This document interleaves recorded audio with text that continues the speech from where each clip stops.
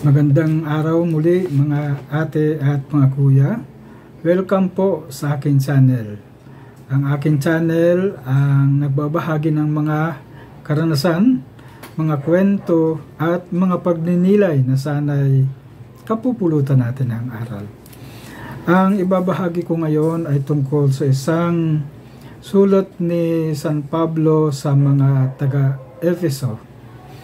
Isang practical na tips o payo. Huwag kayong gumamit ng masamang pananalita. Sikaping lagi ang pangungusap ninyo'y yaong makabubuti at angkop sa pagkakataong upang pakinabangan ng nakaririnig.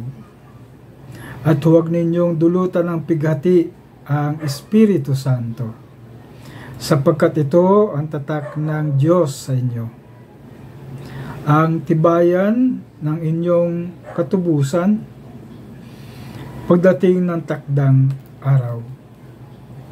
Alisin na ninyo ang lahat ng sama ng loob, galit at puot. Huwag na kayong mambubulyaw, manlalait, at mananakit ng damdamin ng kapwa. Sa halip, maging mabait kayo at maawain sa isa't isa at magpatawaran tulad ng pagpatawad sa inyo ng Diyos sa pamamagitan ni Kristo. Ang salita ng Diyos. Salamat sa Diyos.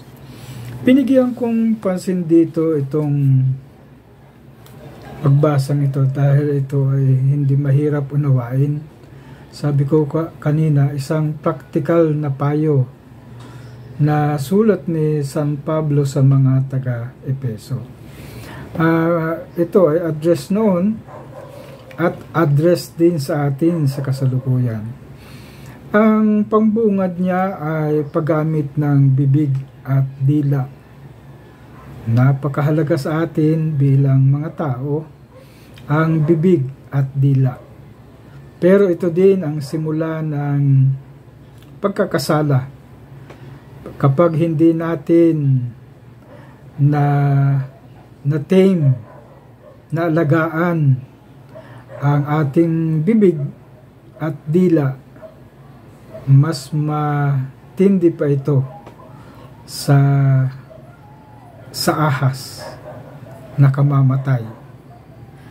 Kaya sabi ni San Pablo sa mga taga-Efeso, pakabutihin ninyo ang para sa kabutihan ng nakikinig. Ito rin ay kaparehas ng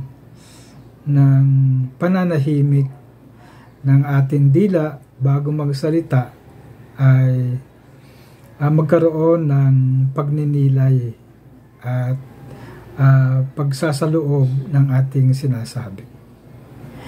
Nakakalungkot ang karanasan kasi ako araw-araw ay naghahatid sa aking anak sa school. At nakikita ko sa daan ang walang habas na pagsasalita ng mga tao. Napaka-toxic na ng kapaligiran. Kung ano-ano ang mga sinasabi, masasama. Mga bata, mga magulang, mga may edad.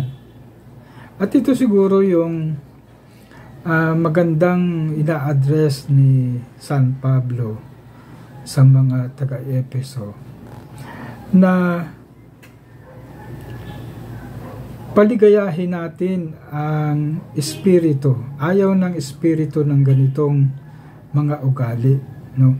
Nais ng espiritu ang kabutihan ng kapwa, ang kasiyahan at kagalakan ng kapwa. Kaya ang simpleng payo niya, alisin na ninyo ang sama ng loob, ang galit o ang puot, at huwag mambubulyaw.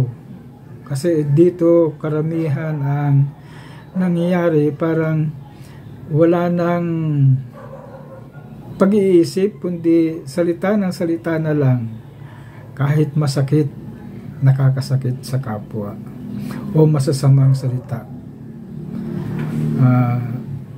Karamihan ay mga kabataan, nandalait, nakakasakit ng damdamin ng kapwa, at sana ito ang pinagtutuunan ng pansin sa eskwelahan o sa mga katekista, mga teachers, at kahit din sa mga simbahan.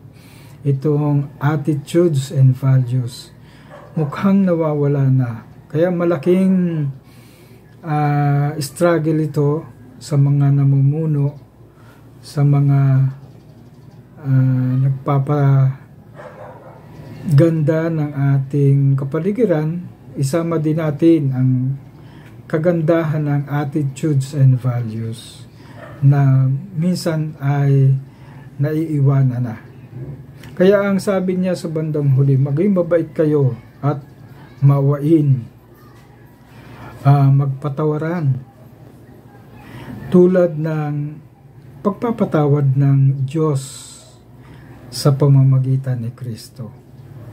Kaya napakagandang tips nito at isang practical tips na magandang balik-balikan, dahil ito naman ay hindi na kailangan ng theological underpinnings, kundi ito ay isang practical tips at magandang matutunan natin ang mga kaugalian sa ikabubuti ng ating kapwa at sa atin din. So ito po muna ang aking ibabahagi at maraming salamat. God bless po sa ating lahat. Ito po muli si Kuya Nanding M. Maraming salamat.